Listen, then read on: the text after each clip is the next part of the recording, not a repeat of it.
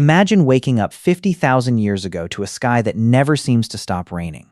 Cold water soaks through your skin, draining body heat up to 25 times faster than if you were dry. Animal tracks disappear beneath the mud. Rivers swell into deadly torrents.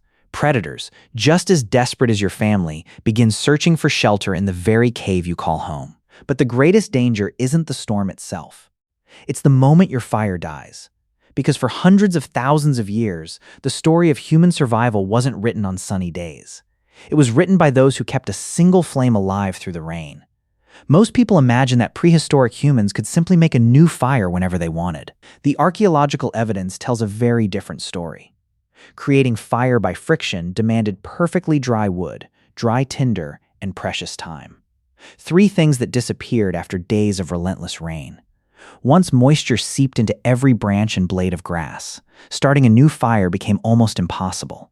So our ancestors adopted a far more sophisticated strategy. They didn't focus on making fire. They focused on never letting it die. Before a storm arrived, glowing embers were buried beneath a thick blanket of ash. The ash acted like an insulating shield, protecting the coals from rain while slowing their burn to a gentle smolder. Hours later, or even the next morning, a few careful breaths could awaken the hidden embers back into a roaring flame. When entire groups had to travel, they carried fire instead of creating it. Tiny embers were wrapped inside fresh maple leaves and sealed in waterproof birch bark containers.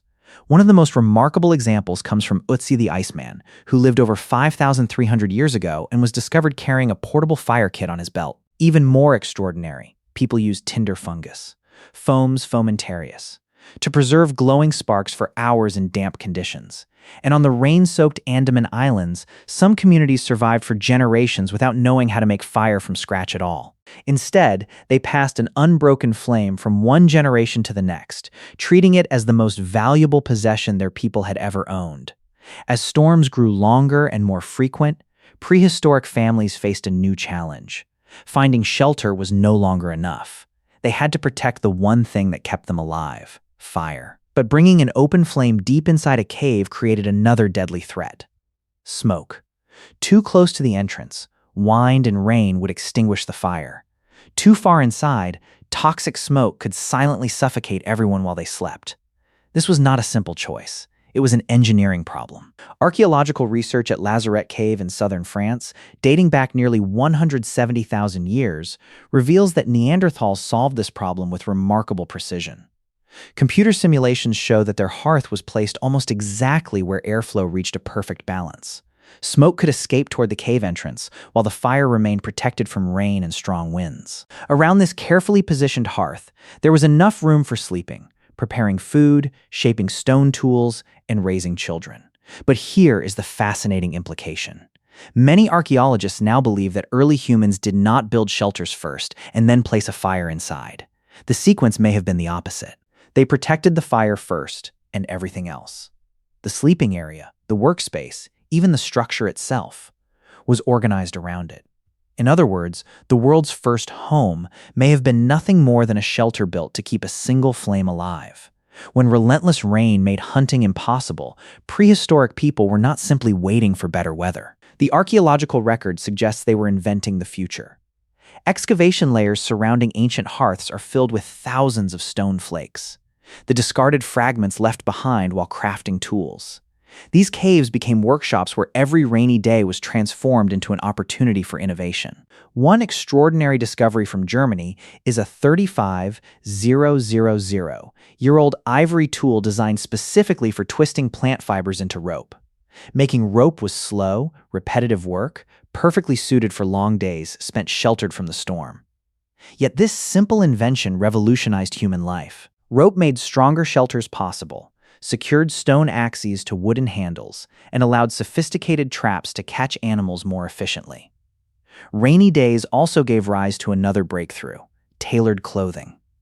Bone needles, appearing around 61,000 years ago, allowed hides to be stitched into fitted garments rather than loosely wrapped around the body. Better clothing meant better insulation, making it possible for Homo sapiens to survive the brutal cold of the Ice Age. Perhaps most surprising of all is Blombo's cave in South Africa. Archaeologists uncovered 100,000-year-old kits used to grind and store red ochre pigment inside seashells. This wasn't emergency survival. It was organized production. Evidence that when storms paused the hunt, our ancestors found time not only to survive, but to create, experiment, and imagine something entirely new. Once the tools were sharpened and the clothing repaired, the rain still kept falling. Instead of waiting in silence, people ventured deeper into the darkness of their caves. And there, something extraordinary happened. The breathtaking paintings in Chauvet and Lascaux were not created near the entrance where daylight reached. They lie hundreds of meters inside the cave, in places that required torches or stone lamps just to reach. No one would make such a difficult journey during a perfect hunting day. These masterpieces were likely born when storms forced entire communities indoors, giving them time to transform empty cave walls into the world's first galleries. But art was only part of the story. Anthropologist Polly Wiesner observed that among the Jew/Honzi people, daytime conversations focused mainly on practical matters: food, work, and conflict. Yet after dark, gathered around the fire, everything changed. Stories, songs, myths, and spiritual traditions dominated the conversation. More than 80% of evening discussions became social and cultural rather than practical. Imagine countless rainy nights like these across thousands of generations. Elders teaching children which plants were poisonous, where water could be found during droughts, or how to track dangerous animals. Every story became a survival manual. And when storms finally extinguished a tribe's fire, they sometimes had only one option: seek another tribe and ask for a burning ember. That simple act of sharing fire may have become humanity's first lesson in cooperation, trust, and diplomacy. Looking back, it's tempting to think that endless rain slowed human progress. In reality, it may have done the exact opposite. Every storm forced our ancestors to solve problems they had never faced before. To protect fire, improve shelter, invent better tools, sew warmer clothing, tell stories, and strengthen bonds that reached beyond their own families. Without realizing it, the rain became one of evolution's greatest teachers. Think about your own life today. On a cold, rainy evening, why does sitting beside a fireplace, a campfire, or even the soft glow of a candle feel so comforting? Why does the sound of rain outside seem peaceful instead of threatening? Perhaps the answer reaches far deeper than culture. For hundreds of thousands of years, survival depended on one simple truth: if the fire kept burning, the tribe would live to see another sunrise. Generation after generation, those who protected the flame survived and passed their instincts to their children. So the next time you find yourself listening to rain while enjoying the warmth of a fire, remember that you're experiencing something far older than comfort. You are echoing a ritual that helped shape our species. If you enjoyed uncovering this hidden chapter of human history, don't forget to like, subscribe, and share your thoughts below. And here's a question for you. Do you think rain was humanity's greatest obstacle? Or its greatest teacher? Let us know in the comments, and join us in the next documentary as we explore another forgotten mystery from our ancient past.